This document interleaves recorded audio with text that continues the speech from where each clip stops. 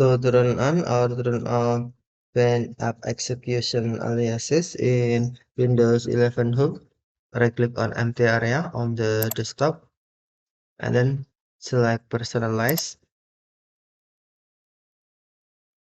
Next, select system and then click or tap storage.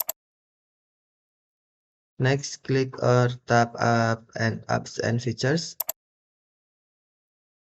and then tap or click more settings. Select app execution aliases and then on pen, tap pen switch until Bluetooth turn on or tap switch until gray or auto turn off. This to pen we can tap switch until Bluetooth turn on or tap switch until gray to turn off.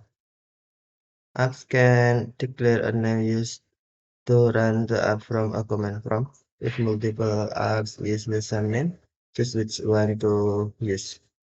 Okay, thank you for watching. Have a nice day.